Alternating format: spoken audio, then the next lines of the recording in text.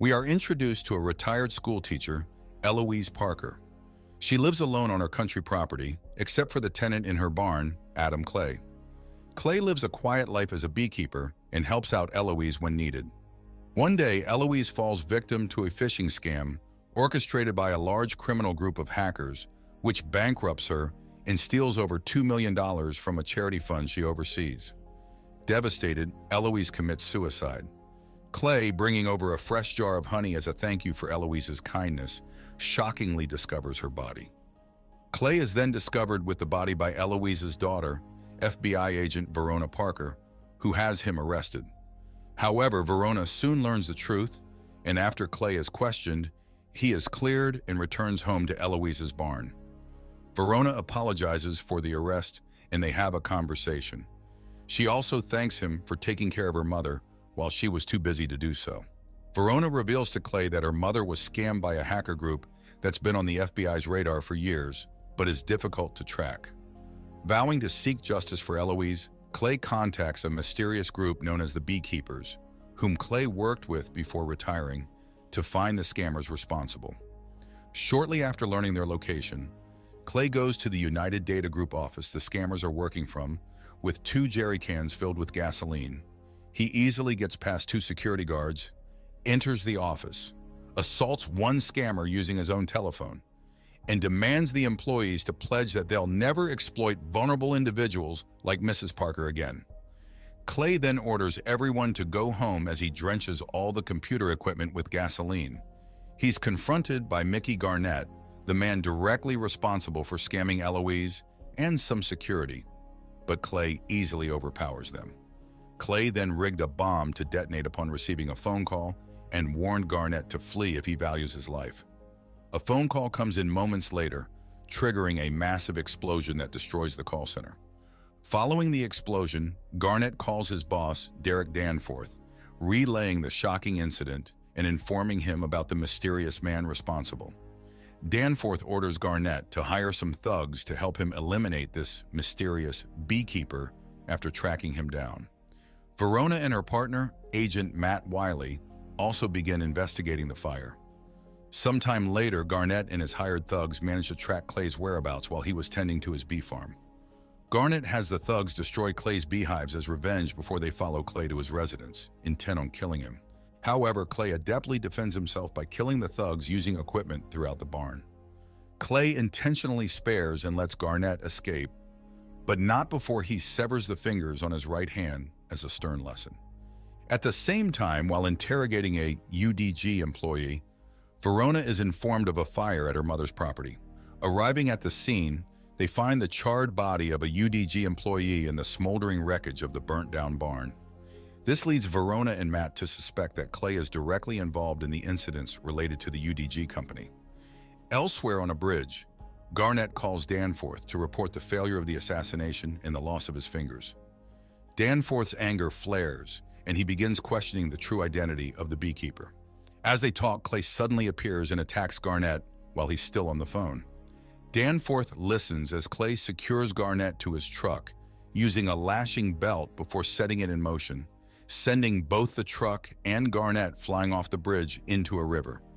Clay picks up the phone and chillingly informs Danforth that he's coming for him, then drives away in Garnett's car. Despite concentrated efforts, Verona and Matt fail to find virtually any information about Clay in the U.S. government's databases. Verona concludes that Clay might be someone with specialized training from some kind of classified program. Shortly after, the two learn that Garnett, a high-ranking member of UDG, was found drowned and tied to Clay's truck. Danforth decided to meet with Wallace Westwild, a former head of the CIA who now oversaw his company's security, as per the request of his mother, Jessica, who specifically wanted Wallace to ensure her son's safety. Upon hearing about Danforth's involvement in a situation with someone claiming to be a beekeeper, Wallace contacted the current CIA director, Janet, to inquire about Clay. After some time, Janet informs Wallace that Clay is a retired beekeeper and says not to worry since the current active beekeeper is now going after Clay. But Wallace remains worried regardless. As Clay is refueling at a gas station, he's suddenly ambushed by Anna, the current beekeeper. They briefly fight, and Anna uses a minigun mounted on the back of her truck to try and shoot Clay. But he kills her by setting her on fire. He then severs and takes her index finger before leaving in a new car as the gas station erupts into flames. Afterward, Janet informs Wallace that Clay is still alive and that the Beekeepers have decided to remain neutral to the feud between Clay and Danforth. With no other choice, Wallace takes matters into his own hands to take out Clay.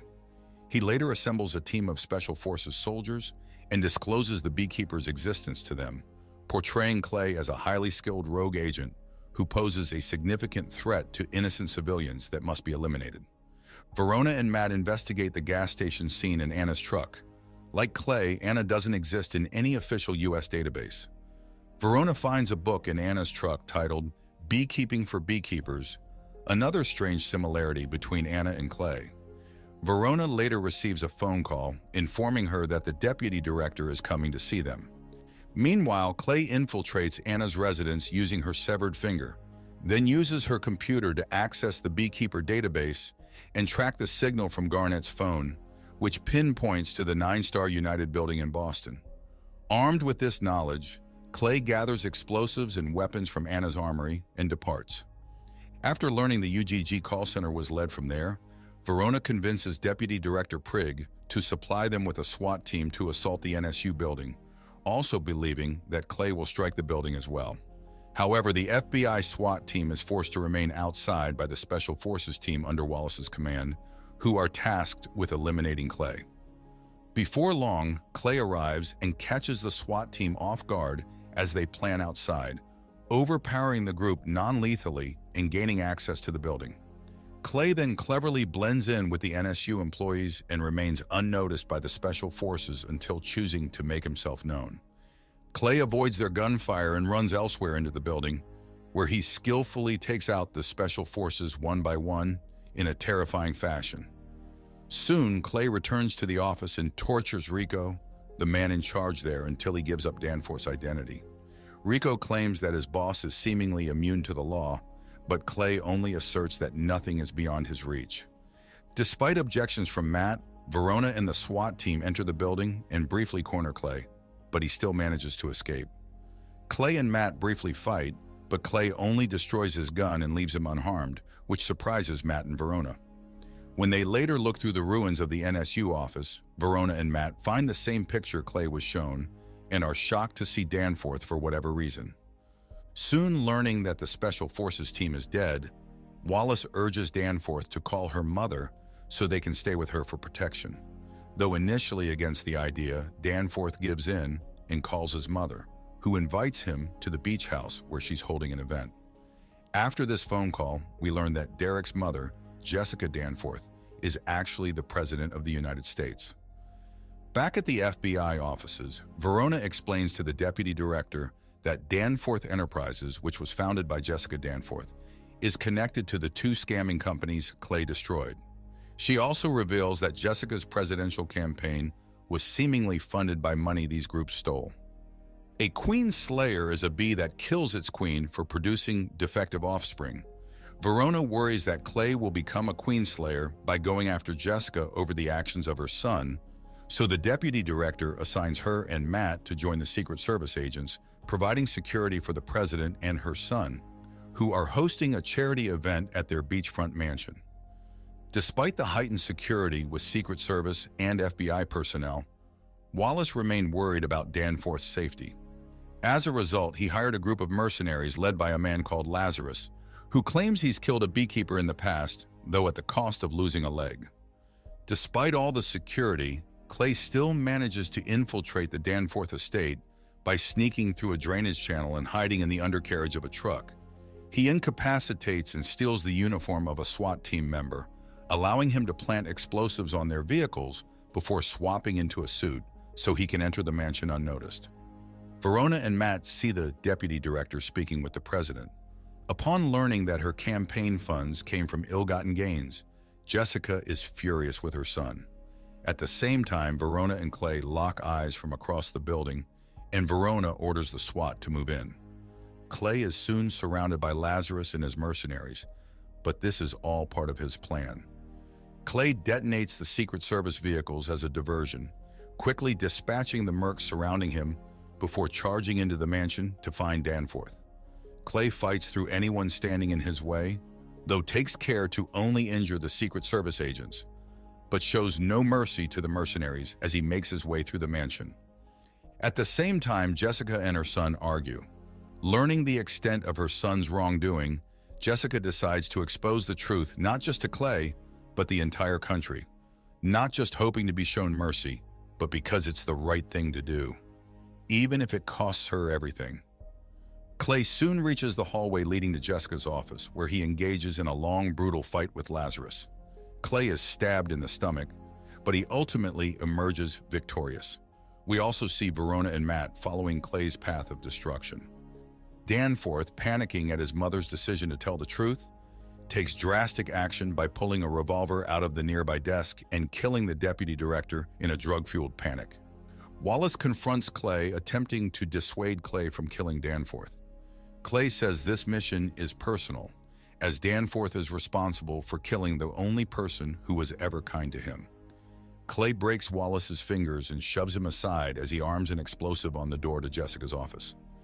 Moments later, the explosive goes off and Clay walks into the room. At the same time, Verona and Matt burst into the room, aiming their rifles at both Clay and Danforth. Danforth, caught off guard, panics and takes his own mother hostage. In this tense moment, Clay looks Verona in the eye and asks her whether she is working to enforce the law or to seek justice. Danforth decides he would rather kill his own mother than let the truth come out. But Clay draws faster and shoots Danforth in the head, killing him before he can do the same to Jessica, before swiftly escaping through a window. Verona has a clear shot at Clay but chooses to let him go, prioritizing justice for her mother and Danforth's other victims over strict adherence to the law. The film concludes with Clay managing to flee the mansion, equipped with scuba gear he had hidden on the beach, and disappearing into the sea.